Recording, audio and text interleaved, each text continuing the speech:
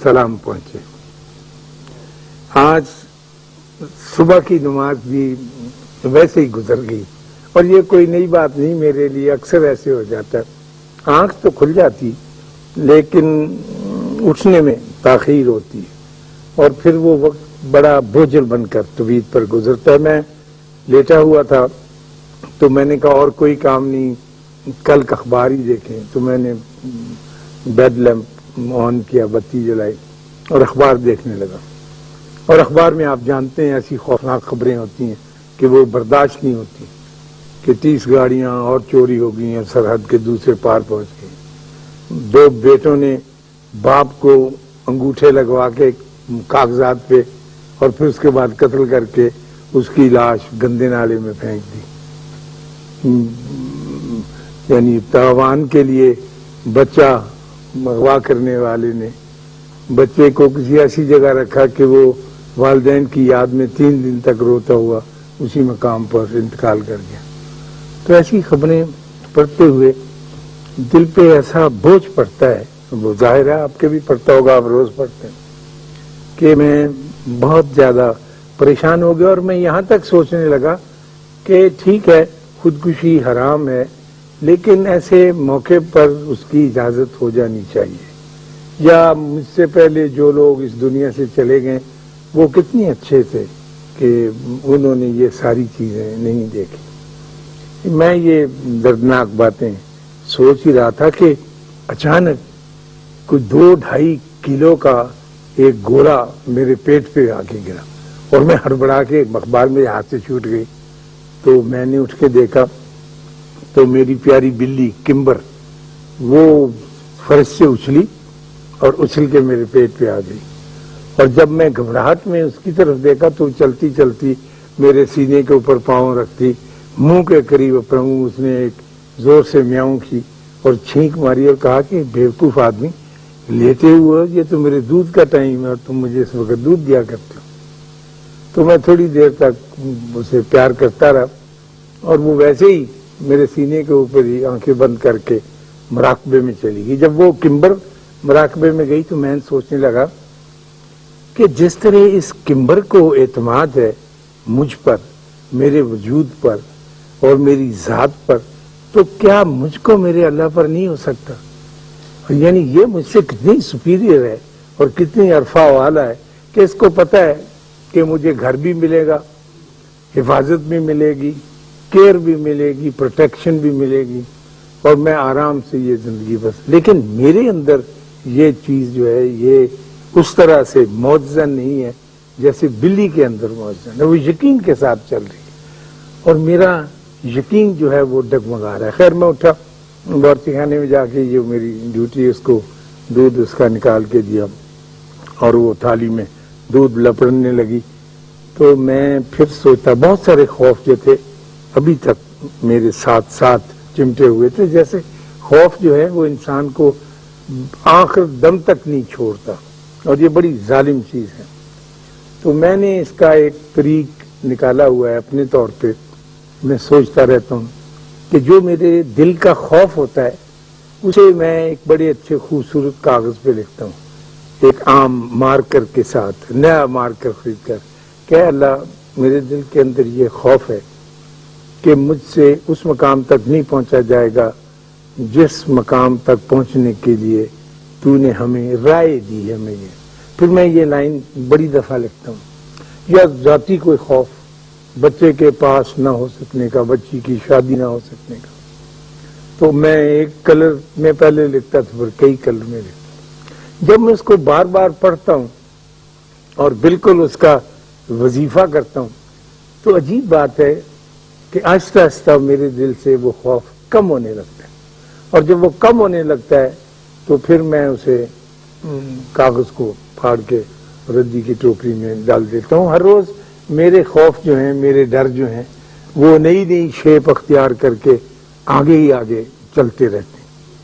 اور میری ایک تمنا اور آرزو اور بہت بڑی ڈیزائر یہ ہے کہ میں اللہ کے اوپر پورے کا پورا اعتماد کروں.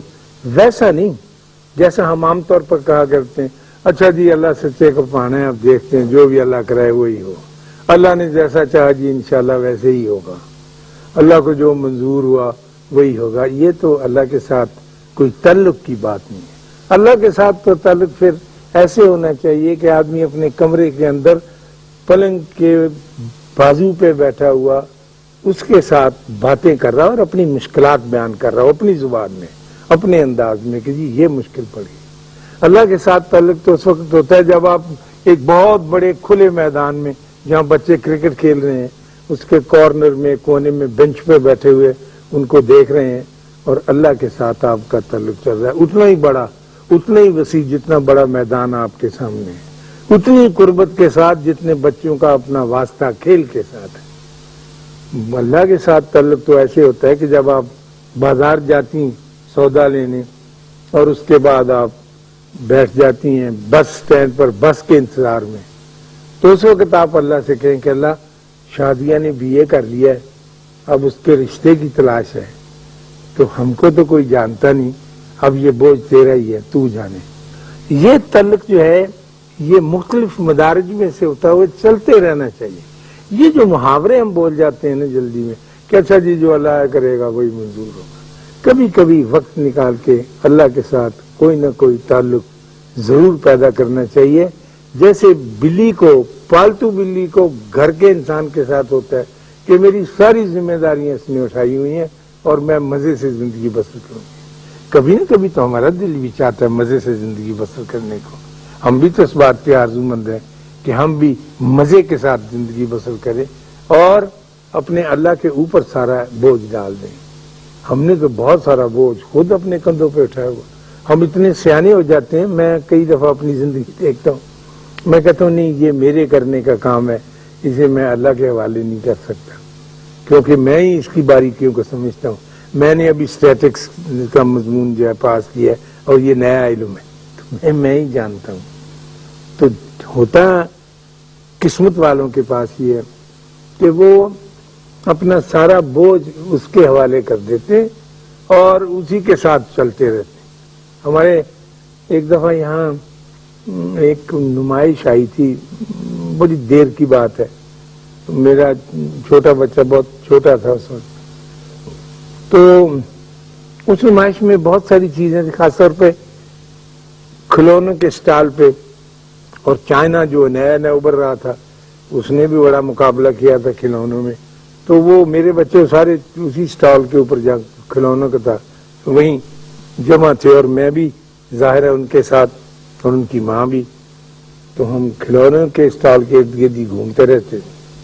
تو وہاں پر ایک چائنا کا بنایا پھول تھا، بڑا اچھا خوبصورت کپڑے مسالے کا کچھ پھول، اور ان کا دعویٰ تھا کہ یہ پھول جو ہے یہ رات کے وقت روشنی دیتا ہے، اس کو اندھیرے میں رکھو.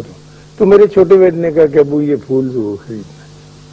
وہ بہت متجسس ہو رہا تھا تو میں نے کہا ٹھیک ہے لے لیتے ہیں، کچھ اتنا قیمتی نہیں تھا. ہم نے پھول لے لیا. اب وہ بیچارہ سارا دن اس آرزو اور انتظار میں کہ کب رات آتی ہے اور کب میں اس کو دیکھوں. تو رات کو وہ اپنے کمرے میں پھول لے گیا اور بیچارہ آدھی رات تک بیٹھا رہا، اس میں سے کچھ بھی روشنی نہ نکلی. صبح جب میں تو میرے بستر کے پاس کھڑا پھسک پھسک رو رہا تھا، پھول اس کے ہاتھ میں تھا اور کہہ رہا تھا کہ ابو اس میں سے تو کچھ بھی نہیں نکلا، یہ تو ویسے ہی کالے کا کالا ہے، تو یہ تو ہمارے ساتھ دھوکہ ہو گیا. میں نے کہا نہیں، تم ابھی تھوڑا انتظار کرو اور صبر کی کیفیت پیدا، اس میں سے کچھ ہوگا. جب انہوں نے دعویٰ کیا تو میں نے وہ پھول اس سے لے لیا اور اسے اپنے کوٹھے پہ لے جا کر، بڑی کڑی دھوپ تھی، اس دھوپ میں رکھ دیا. مجھے پتا تھا کہ اس میں جون سا ریڈیم ٹائپ مسالہ انہوں نے لگایا تھا، وہ جب تک سورج کی کرنیں ایبزارب نہیں کرے گا اس وقت تک نہیں روشنی آئے گی. جیسے گھڑیاں ہوتی تھی پرانی، وہ جتنی دیر روشنی میں رہتی تھی رات کو پھر جگمگاتی تھی. تو جب میں نے اس سے پھول لے کے وقت رکھا اور شام پڑی تو میں نے اسے کہا کہ اب تم اسے لے جاؤ اپنے کمرے میں، اور جب بہت گہری رات ہو جائے نا اندھیرا تو پھر دیکھنا. تو جب اندھیری رات ہو گئی اور جیسا کہ میں نے اس کو بتایا تھا کہ اس کے اوپر کپڑا رکھنا کالا اور فلاں فلاں وقت میں اس کو اتارنا، جیسے جادوگر نہیں کرتے اٹھا کے، تو اس نے ایسے ہی کیا. اور خوشی کا نعرہ چیخ ماری ہو تو جگمگ جگمگ اس کا سارا کمرہ جو تھا وہ روشنی سے بھر گیا۔ اس نے اپنی ماں کو بلایا، چھوٹے بھائیوں کو بلایا اور بلا کے دکھانے لگا، اور ایک جشن کا سا سما ہو گیا ہمارے گھر کے اندر۔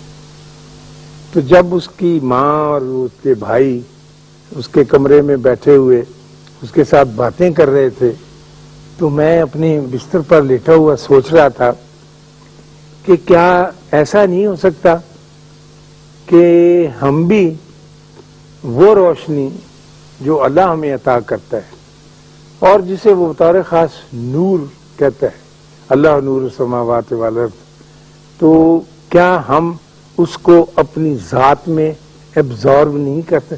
کیا ایسے نہیں ہو سکتا میری بلی کی طرح کہ میں اپنی ساری چیزیں اس کی روشنی میں رکھ دوں، جیسے میں نے وہ پھول چھت پہ رکھا تھا تاکہ وہ روشنی